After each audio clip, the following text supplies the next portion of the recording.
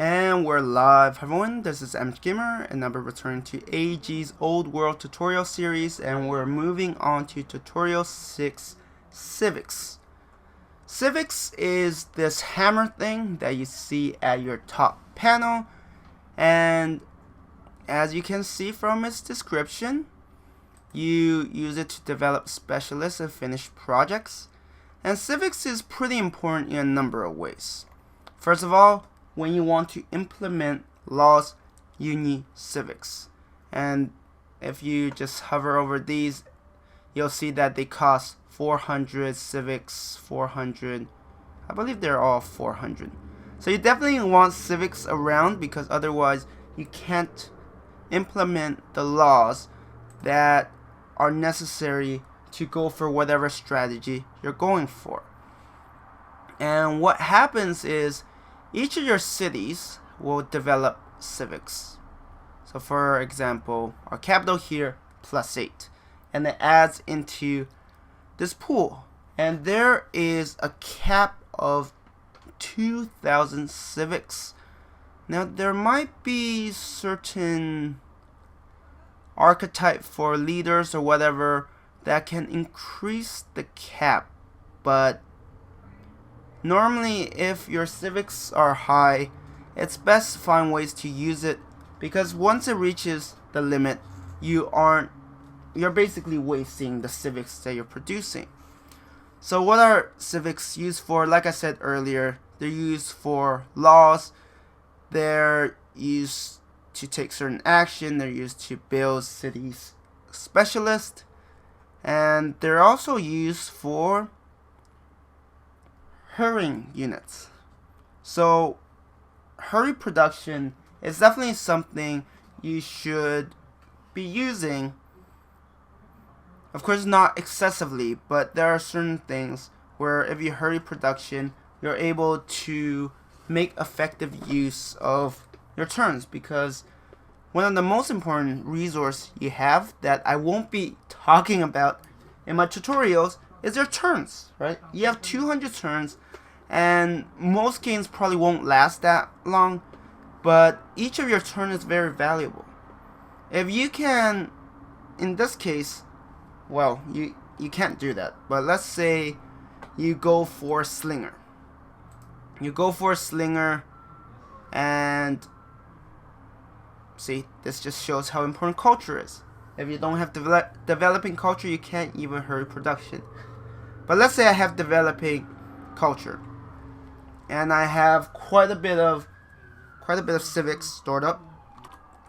And instead of wasting the civics, you decide to use it to hurry your slinger. And maybe by hurrying the slinger, your military is ready sooner, and you can go take out some barbarians or minor tribe and be able to settle more cities. So that is definitely something you have to take into account. And civics help you in those areas. And civics are also used here. So as you can see, festival costs civics. This actually produces civics. The council one, it takes 1 turn. If you're desperately in need of civics and money, council one is definitely an option. It takes 1 turn.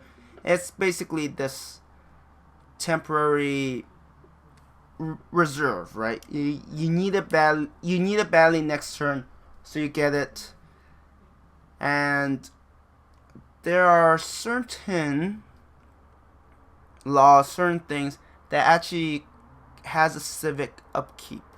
So they actually require a certain amount of civic each turn, and that's something you have to pay attention to, because if you enact too many of those things, you might find your civic becoming negative, and you need to address it. And council can slow the bleeding, but it won't stop it. So definitely pay attention to how much civic you're producing and how you are basically spending it, because without civics there are lots of things you cannot do, even if you have great culture, even if you have everything else. Of course, you can't really get great culture, if festival is not one of the options available to you, and if certain specialists are out of your reach, then yeah, it's gonna be rough. So civics do have a base level. In our case, we have a base of 8. And you can increase civics by building certain things like courthouses and forums. And if you notice here, you need civics to build a forum to produce more civics. So if you don't have enough civics, you won't even be able to build this. And as for courthouses, they are improvements, and I don't think they they cost stone. So luckily for you, it's not, there are ways to get civics without paying a upfront cost in civics itself. And there are also certain improvements, right? So like courthouses and marble quarries, and certain specialists like stonecutters that give +1 civic per year.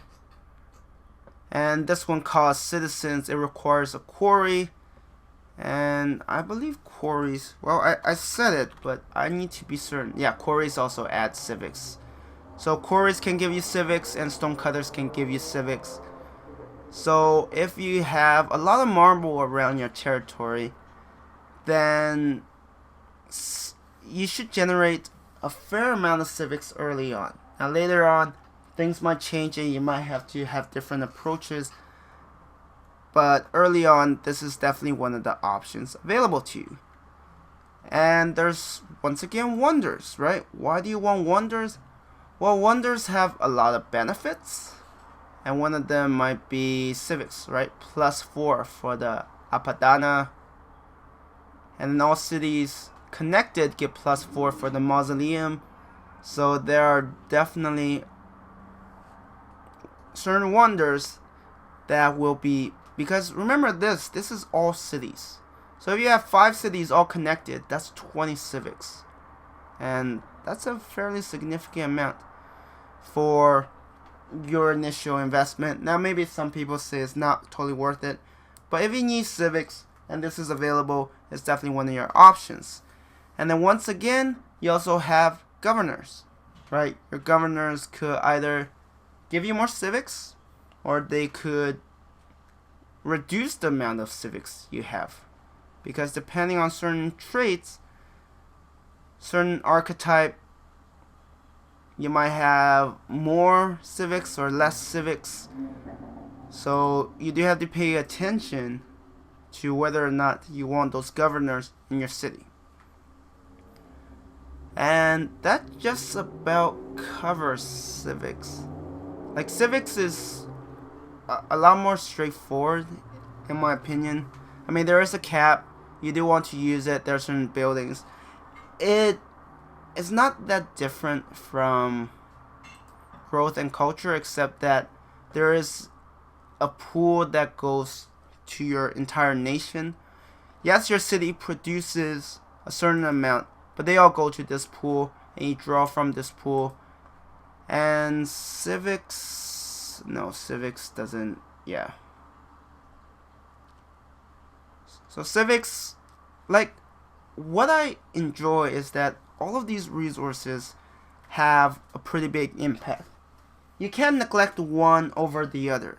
Now you might focus on certain ones more than others, but you can't neglect any of them because they're all very important. Now some, depending on your playstyle, depending on your strategy, might have slightly less importance, but civics is one of those where you don't have enough of it. You're going to be slow in adopting laws, and if you're struggling to adopt laws, then you are going to have a hard time. And even for religion, right? You need 400. I actually don't know why 400. I guess 400 is someone's favorite number. 4. So you need 400 to adopt new laws, and you need 400 to adopt a religion. laws, religion, they will have their own tutorial. Anyways, I'm going to end the video here. This should just more or less cover civics. And when we come back, I think I'm going to move on to training, the other resource right beside it. And I think there's more to talk about regarding training, but we'll see. Anyways, this is the end of this video. Thank you everyone for watching, and I hope you have a good one.